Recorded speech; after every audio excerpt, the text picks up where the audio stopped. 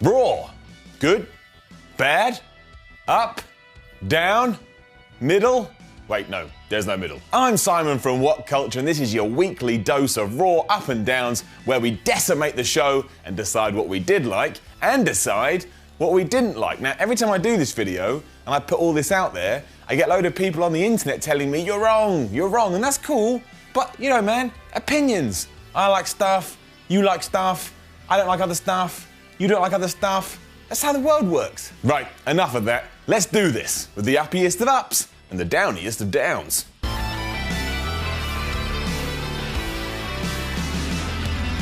We'll start with the most obvious of ups, which is, of course, Goldberg. The man is more over than mullets. Starting the show and once again coming across like he could just snap at any minute, which I love, by the way. Turns out Brock Lesnar wasn't last because Bill Goldberg is entering the Royal Rumble. Why? Because he wants a world title shot. Now, I don't foresee that happening, but it is a great way to explain why Goldberg is hanging around, and when Lesnar interrupts him in the Royal Rumble and probably tosses him out, both men have the motivation to have another match at WrestleMania 33. And that's going to be great, and it all makes sense, and as we know, I love it when things make sense. We can go on about the whole part-timer argument for as long as we want, but I don't even care anymore. I love this shit. Makes me happy. And yeah, it may kill the WWE eventually, but if that happens, it's not a problem, because we can all go and watch TNA, the company that literally cannot die. So this is a first, I think, as we both have an up and a down in a single match. And I am, of course, referring to Braun Strowman versus Sami Zayn. Now, I am super high on Braun Strowman at the moment and think he has the potential to be one of the best big men in years. He looks like a monster, he acts like a monster, and he's booked like a monster. And therefore, he is a monster, which is, of course, an up. But Sami Zayn getting completely fed to the dude is just another chink in that man's armour, and that is a down. How is it that countless jobbers are able to take pinfalls from Strowman, but Zayn, who is an active member on the roster, gets beaten up to a bloody pulp and the match just gets called off? If I thought this was actually going to end with Sami being the guy that actually chopped Strowman down to size, I wouldn't mind so much. But that's not going to happen. If you think that's going to happen, you're living in a dream world. There is more chance of James Ellsworth becoming WWE World Heavyweight Champion than that happening. And I tell you, that thing with James Ellsworth could happen. No surprise yet again, but Kevin Owens and Chris Jericho came out and lit up the Air Canada Centre with a bucket load of entertainment. Up. Pretending they were on the verge of splitting up because Owen had used the list of Jericho at Survivor Series, it soon turned out to be all a ruse, and instead, they both just hated Roman Reigns.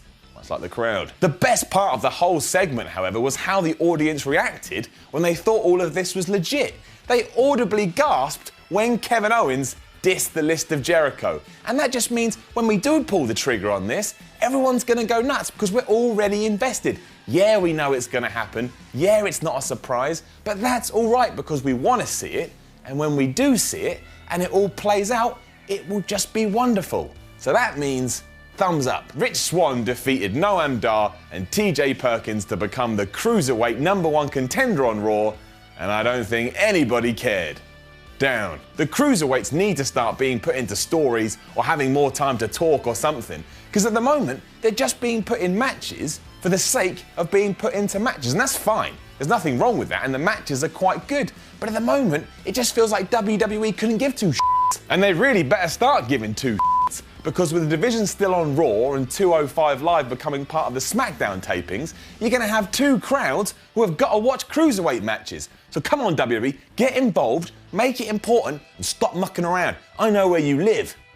I don't know where you live, and even if I did, it wouldn't actually come right. That's a threat, and that's illegal. I'm way ahead of myself. I'm being too big for my boots. Just sort out the Cruiserweight division, yeah? While Roman Reigns did get his ass booed out of the building like never before, I'm enjoying all this stuff with Seth Rollins. So that gets an up.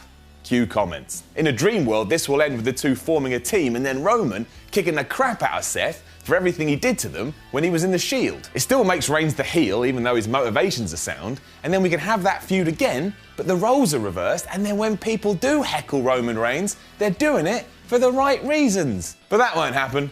They'll just be buddy-buddy for a while, and then somehow Reigns will become champion again. Because, you know, it's 2016. And that's what happens. Did the women's division feel like it was getting a bit messy on Raw? It's getting her down. Now, this isn't a huge problem, and these days, WWE gets it right more often than it gets wrong. But as I understand it, Charlotte is feuding with Bayley, but will have a title shot with Sasha Banks next week, and Nia Jax will just hang around in the background. Right? The Sasha-Charlotte stuff really does feel like it's run its course at this point. And if we're going to tease the Bayley-Charlotte stuff on Survivor Series, why don't we just go full steam ahead with that on Raw? And on top of that, you've got Nia Jax, who's now threatening Sasha Banks, so I presume that's the next feud. So why are we mucking around there and not just going straight into it? Like I say, this is the smallest of all downs, and I presume next week Nia Jax will cost Sasha her title match. But it does feel like the division could have a few more bodies thrown in there, so we can start separating people a little bit. Should I have been entertained when Enzo was walking around naked and eventually bumped into Lana? Probably not, but I was. So it's an up. This was mostly because of Rusev, who turned up and was flabbergasted that his spouse was in front of a man with no clothes, and he even shouted out, "Why are you naked?" in front of my wife? Which is a good question. It's just more proof that Rusev can do anything, and seeing him absolutely maul Enzo later in the night was wonderful. And I know that makes me a hypocrite, because what I said about Sami Zayn, but you know what? That's just the power of Ruru. I enjoyed the main event. Simple as that. While it was obvious that Chris Jericho would somehow get involved in the Kevin Owens versus Seth Rollins no DQ match for the title, the fact he was dressed as a fan and was all disguised just gave it a nice twist. Made it a bit more enjoyable. I would also guess it's how WWE starts transitioning away from Rollins and Owens into Rollins and Jericho, which frees up Owens to go into a program with Reigns, which is the match at Roadblock. So everything is in that nice package as always. So that works. Then when the new year rolls round, we can go full in with the Owens-Jericho breakup, which should happen at the Rumble, and then culminate at WrestleMania 33.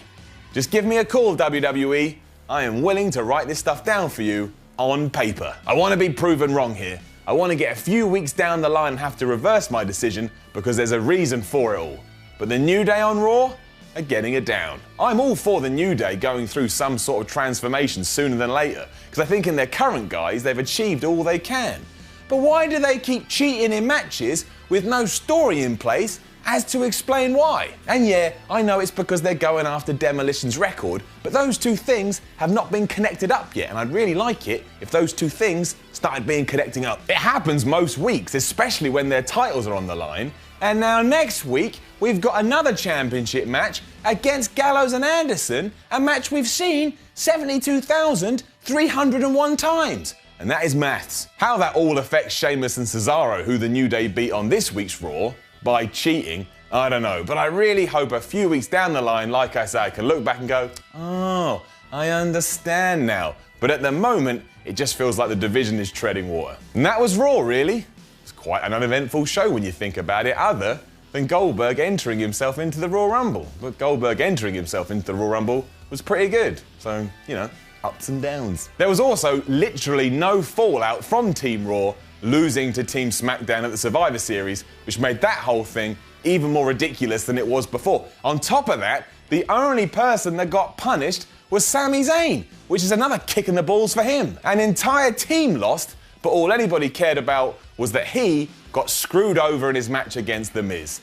Poor Sami Zayn. Now make sure to leave a comment below and let us know what you thought about Raw, and then like, share, and subscribe. Then head over to whatculture.com and read the Ups and Downs article for even more ups and downs. Then come talk to me about Raw on Twitter at SimonMiller316. I'm Simon from What Culture, and today I want you to approach every situation with a positive attitude and a skip in your step. Because if you do that, it may make everything a bit better.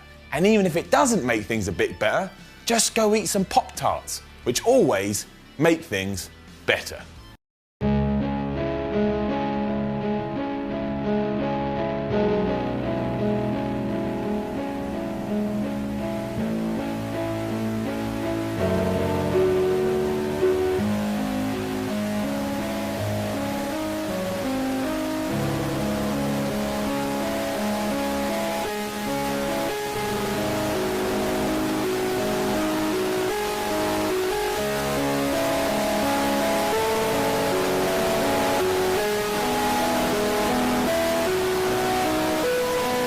I will delete WCPW.